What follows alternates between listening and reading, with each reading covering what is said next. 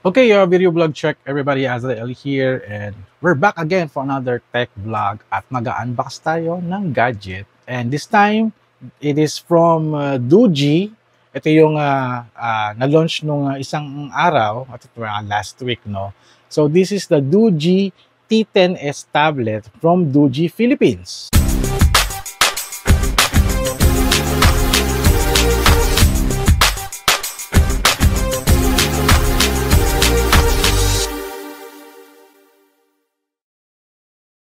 Alright, unbox natin to, no? So maraming salamat kay Doogee Philippines for sending us a tablet. Actually, ito yung giveaway nila nung sa event pala, no? Hindi pala ito pinadala. Nakuha pala natin to after their launch. At pinapatry nila itong kanilang Doogee tablet na merong SRP na 8,499, which is nag-sale din to sa kanilang Shopee. I think baka naka-sale pa ngayong September, no? Check nyo lang, parang merong 1,000 off.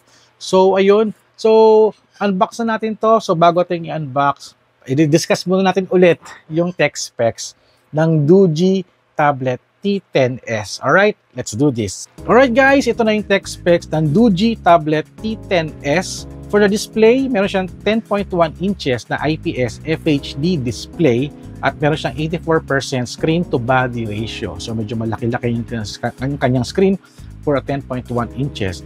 Ang kanyang resolution is 1200 by 1920. At kanyang PPI is 224. Ang aspect ratio niya is 16:10. At ang pinakamagandang technology na ino-offer nila rito is meron siyang TUV SUD blue light certification. So hindi siya masakit sa mata pag ginagamit nyo. Hindi na kailangan maglagay ng anti-blue light or radiation glasses. So, ano siya? Meron siyang anti-blue light certification. So, kanyang body, meron siyang ultra-thin metal body. Bakal yung kanyang covered na body at 8.4 mm yung kanyang thickness. So, tsaka yung bigat niya is 563 grams. So, medyo ngayon lang tayo nag-feature ng quality ng body, thickness, and also yung weight niya. So, alagay natin yan regularly sa ating mga next unboxing videos. For the CPU ni Doogee T10S, gumagamit siya ng Unisoc T606 octa-core na 1.6 GHz at ang kanyang GPU is Mali G57. Ayan. At ang kanyang OS, gumagamit siya ng Android 13. And ito na for the memory, very interesting yung kanyang memory. No? Ang memory niya is meron siyang 6 GB na base RAM plus a 5 GB extended RAM in a total of 11 GB RAM. Pag tiningker mo yung extended RAM, makakakuha ka ng 11 GB of RAM sa kanyang memory. At ang kanyang storage is 128 GB na storage at ang pinakamaganda rito, expandable siya up to 1 TB via a micro SD card. I-check natin yan mamaya, no? For the camera, very interesting din yung kanyang rear camera. For the rear camera, gumagamit siya ng Samsung 8 megapixel. Talagang pinagmamalaki ni Doogee to. Naka-Samsung lens yung kanilang rear camera at can shoot up to 1080p 30 fps na video. So that's 8 megapixel na Samsung camera na. For the front camera, gumagamit siya ng 5 megapixel that can shoot up to 1080p 30 fps na video recording din. So it's very interesting, no? At so tinastan natin ito na nakaraan sa kanilang event at very interesting talaga yung kanyang spec. Mas maganda sana kung nakuha natin yung T10, no? Kasi T10S much lower siya dun sa T10. So ang pinagkaiba lang it's the processor tsaka yung memory and storage. For the battery, gumagamit siya ng 6600 mAh of battery na can do 705 hours na standby mode, 16 hours na music playing at 7 hours na video watching. Wow!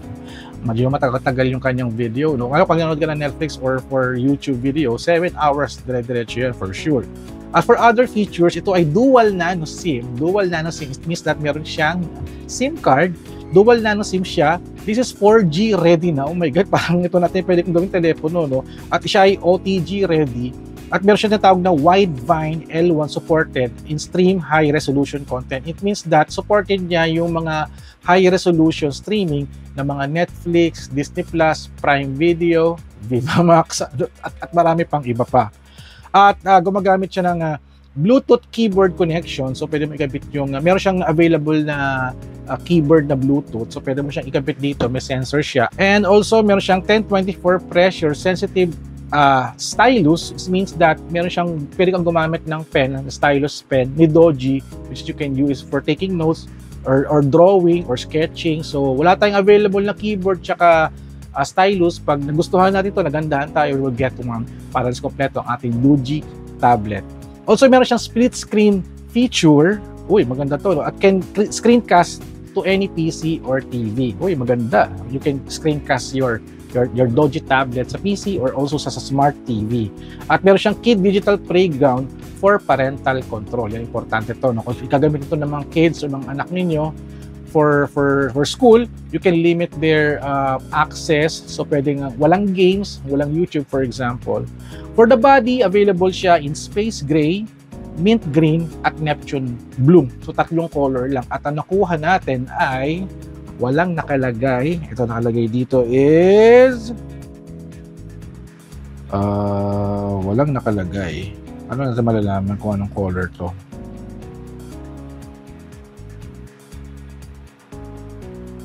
So meron dito nakalagay, TUV certification, talagang legit talaga. Pero wala akong nakita kung saan ko hahanapin yung color. Wala. Walang color. Paano ko malalaman yung color? No? I guess yung color ng casing niya, it's Neptune blue. Yung kanyang nakikita ko sa picture eh. At for the SRP, mabibili mo siya sa mga Shopee at sa direct reseller for 8,499 at may kasama siyang free Bluetooth keyboard. At if you order it or buy it sa kanila Shopee, I guess baka naka 1,000 less na siya, makuha mo ito mga 7,400. Napakamura, no? So that's it for the tech specs ni Doogee T10s tablet. Ito na yung pinaka-exciting part. We are now going to unbox this tablet right now. Alright, let's do this. Alright guys, this is the Doogee tablet T10s from Doogee Philippines. So nakasabi dito, it's a 11 GB of RAM, 128 GB of storage. At ito yung model niya, T10s. At wala tayong nakitang kung anong body niya. Pero yung color nito nakalagay, it's blue. So Neptune blue for sure. At ito yung kanyang mga, meron siyang TUV Raylan certification at made in China siya. Shenzhen, China, na pero developed at assembled in Europe. Alright, so unbox na natin to. Naka-sealed ba to? No? Talagang brand new talaga. Thank you so much Doogee Philippines for this. So unbox na natin to. Grabe yung niya, plastic niya. Very tight. So ito na, open na natin to. Wala siyang tape, no? So open na natin. Nakita natin yung loob ng Doogee T10s tablet from Doogee Philippines. Alright, so this is it. Tayo natin to dyan. At ito na siya. Wow, the amoy is very amoy factory. Oy, meron siyang foam here. And this is the unit. Naka-plastic pa, no? Oh, sira na yung plastic niya. So this is the unit. And wow, so medyo mabigat siya, no? Ang kapal niya, oh. Talagang solid talaga. So tanggalin natin itong sticker. Alright. So ano pang laman nito? So laman niya is a manual. May manual siya. Uy, at meron siyang SIM tray ejector pin. That's good. At meron siyang Doogee na charging brick. Ilang watts ba to? Wala nakalagay eh. Let's say 10 watts. Ayan, 10 watts lang. And also a USB Type-C for charging. So basically, ito yung may kuha ninyo pag bumili kayo sa stores. So meron din siyang kasamang limited warranty card. And this is the tablet. Alright? Okay. Set up na natin to. Okay, this is the Doogee tablet, no? So, paano ba ito i-view? Parang pag ganito ba? Yes, I guess. Kasi ito yung camera niya eh. So, ganito yung style niya, no? So, sa taas, it's very clean dito. Sa right side, sa left side is the SIM tray. Ito yung SIM tray niya. And sa left side is... ito, meron siyang 3.5mm ear jack. Ba't sabi doon sa specs wala daw? So, meron naman pala siyang ear jack. Ayan, no? May ear jack siya. Ito yung power button, yung kanyang volume, at may microphone dito na maliit. At USB Type-C port, nandito. Ayan, USB Type-C port. Sa ilalim, it's the two speakers. Ayan. Sa right side, it's clean. So, this is the camera, front camera. Ito yung kanilang Samsung 8 megapixel camera na pinagmamalaki nila. At AI camera pa. Kita mo naman, di ba? Ito yung logo niya, it's Doogee. So, I got the hindi pala blue. So, this is the space gray pala yung nakuha natin. Space gray. Tinanggal ko yung sticker, yung IMEI na sticker. Ayan, para hindi siya ma-block. So, tanggalin na natin yung ano, no, yung sticker, no. Ito yung ano na sticker niya. It's the film. Kailangan bang tanggalin to? Yes, for protection kasi medyo ano eh. Ito yung sa factory pag kasama. Pinatanggal talaga to guys. So, lagay ko lang muna yan dyan. At ito siya. Meron siya kasamang tick na ano, na parang screen protector din. So, I'm not sure if available to. So, I hope si Doji no, can sell yung ganitong screen protector just in case na, di ba, nagasgasan or natuklap. So, mapapalitan niya. So, okay, power on na natin to. So, paano ba setup natin? So, pag ganito na lang, no? So, click ko yung button. So, sana meron siyang charge. At, nag-vibrate. At Doji powered by Android. Wow, ang ganda. So, meron tayong bagong updated tablet. Wow, matindi to for 8,499. At nakasale pa sila ngayon sa Shopee sa Doji Philippines store. May animation pa. Doji. Walang sounds, no? Walang sounds. So anyway, so wala siyang sound, okay lang. So naglo-loading na siya. At eto na tayo. Let's go to the exciting part. Zoomin ko lang ng konti para makita nyo. So let's click United States. Suggested English. Start. Meron siyang vision settings, no? So, wow, ano na kagad tayo, no? Connect tayo to mobile networks. Wala naman tayong SIM card, so skip tayo. Searching for Wi-Fi. So, this is the thing na magkoconnect ako sa Wi-Fi. Okay, wait lang, guys. And I'm now connected to my Wi-Fi. Ang ganda, no? Yung keyboard niya, yung pag-type ko, nagva-vibrate siya, yung haptic vibrate. Ang ganda!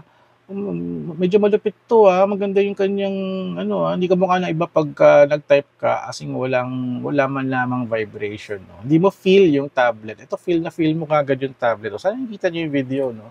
Yung video ko, no, parang medyo madilim lang dahil basta aking ilaw. So, ayun, naka-automatic naman tayo eh. Yes, naka-automatic naman tayo for the exposure level. So, medyo matagal siya mag-connect sa Wi-Fi. Ang ganda yung 95% yung kanyang factory battery na charge. So, that's very interesting. 95% agad. So, eto na. Copy apps data. Don't copy. Checking info na tayo. We're setting this up na. Magamit ko. Parang dito ako manonood ng mga news, mga videos. Also, we'll try this for gaming. I heard okay daw to for mga gaming eh. So, syempre, Call of Duty na naman yung gagawin natin. Kasi na naman palagi natin or Fortnite. So, ito na yung Google. I will log in na using my Google account. Wait lang, guys. Okay, we are now logged into my Gmail. Ayan. So, natin to. Kita nyo ba? Ayan. Ito na lang. Ito na lang yung style natin. At Google Services, it's, ito na. Do not back up. Not gamit siyang backup. Use location, okay lang. More, accept, and we're loading, no? So I guess wala tong wala tong fingerprint scan. So I guess it's much more facial recognition or PIN. So 4-pin, teka lang, mag-register mo tayo ng 4-pin. Wait lang, guys. And our 4-pin is being recorded. Nakapag-register na tayo ng ating 4 pins for security para ma-unlock yung Doji tablet T10s. Yung T10 version na to, it's much more the same din. Same size, same look, but yung kanyang memory, yung CPU niya is different, much more higher siya. Ayan. So meron ako mga video dito sa aking YouTube channel na all about Doji, na hands-on natin to sa isang event nila. And this is the screen, and wow, ito mo naman. Very exciting. Check natin yung screen. It's very, very nice. So, minsan pa tayo mag-view ng ganito or patayo. Usually, ako pa nag-view ko ganito Parang paper Parang paper. Parang mukha siyang phone. Yun nga lang, yung volume medyo mataas. So, I guess, mas ganito na lang gawin natin, no? Since nakapag-load naman tayo ng mga apps and meron siyang Play Store, malinaw na malinaw, meron siyang Play Store. Grabe, laki na to. Ang ganda, grabe. Medyo okay na rin din. It reminds me of my Sony tablet noon, na one of my first tablet na Sony Xperia na tablet, one of the best. Parang ganito yung size niya, malaki din, 10 inches. Yung nga lang, mas manipis. And I think nag-a-update siya, no? I guess nag-a-update siya. Ayan, nag-a-update na. Sabi mo, ayan, Google is now updating. So, check natin to, yung mga operations siya dito, yung mga menu. Ayan, battery saver, do not disturb, nearby share, that's very good. Night light, hotspot, Bluetooth, airplane mode, flashlight, screen record. Oy, may screen record siya. And settings niya, ready dyan is i-browse yung settings dito. Let's check out the settings about the tablet. System, T10S, alagay, dual SIM. Ayan. And what else? Yun lang. Okay. Ito yung kanyang home. Ito yung kanyang pang-clear. Ayan, ito yung back button niya. So, naman yung kanina, may Play Store siya. So, mas gusto ko yung may button kasi swipe So, wala pa siyang ibang other apps, no? So, ito lang talaga yung main niya. So, pag swipe up mo, makita mo na yung mga ibang apps na naka-record dito. Naka-install pala. So, YouTube, uy, may YouTube siya. Mabilis yung kanyang YouTube at naka-register na sa aking kung kailangan daw i-update yung YouTube, sige, update natin to. So, mamaya na tayo manood dito. Oh my God, this is very exciting. Medyo maganda ata yung ano niya, yung YouTube niya eh. Let's go to my channel. Hindi ako sanay sa tablet viewing eh. Let's check this video. Ito yung Doji tablet na video ko. Sa kabilang side, speaker 3 and 4. At meron siyang SD cards sa SIM slot. And we are loading the 1080p, no? 1080p to. 720p. Load natin yung 1080p. That's the Doji tablet. Ayan. Keyboard. Ayan, sensor niya. Lakas ng speaker niya sa baba. Dalawa. So, pwede ka mag-pair ng kanilang stylus, which is sold separately. Ayan. For the camera, check natin yung camera. So, this is the allow. This is the okay, kailangan patayo siya. Okay, start capture. So, this is the rear camera. Nagmamalaki nilang Samsung. Medyo maganda rin siya, no? Click. Medyo mabilis. Yung rear camera. Oh, nice. Okay din, Okay din, Let's try the front camera.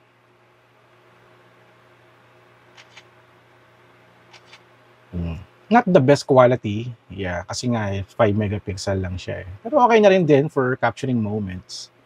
For video, let's go to the setting for the front camera. Okay.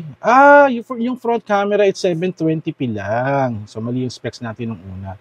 720p lang yung front camera. Pero pag yung rear, let's switch to the rear camera.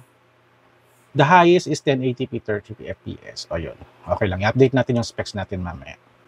Let's try to record the rear camera. Ayan. This is the rear camera.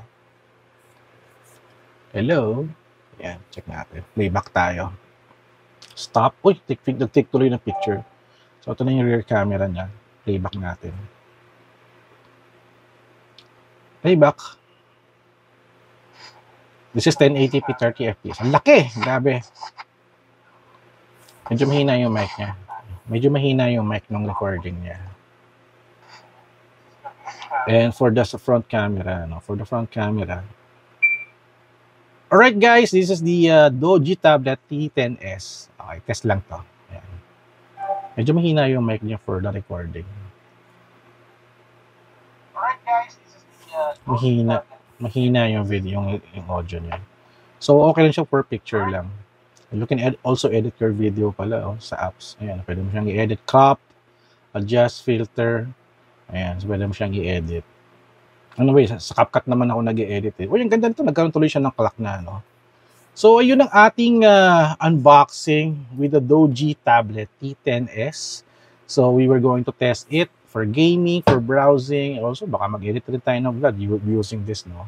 At pag meron tayong budget, we will add a Bluetooth keyboard and also stylus pen para meron tayong magamit pag uma-attend tayo ng mga events. Alright? So, that's it, guys. So, thank you guys for watching. So, if you're interested to buy this, let me know lang. Comment down below. We will do more tests para ma-check natin. So, kanina 95%, naging 86 na. Medyo bumagsak yung battery niya kasi nag-a-update yung, yung tablet eh. Alright, so thank you guys for watching. So, don't forget to subscribe. Ay, teka lang muna, yung wait lang. I forgot to check the SIM tray. Bago tayo umalis, no? Bago tayo mag-log out, off muna natin to. Check muna natin yung SIM tray niya. Nalimutan ko. Yung SIM tray niya is... Tadeng, yun, baliktaran. teka muna, kung dual SIM ka, hindi ka makakapaglagay ng extra memory. So, ang mangyayari is, pag nag-one SIM ka lang, makakapaglagay ka ng expansion na 1 terabyte. Pero kung dual SIM ka, hindi ka makakapaglagay ng extra memory na SD card kasi ma-occupy ng second SIM yung lagayan ng micro SD card. So, ayun. Okay na. Salamat na rin din natin yung point natin dito. Alright, so thank you guys for watching. So don't forget to subscribe, like, and comment. And I'll see you guys at the next video vlog adventure. Thank you so much, Doji Philippines. Alright.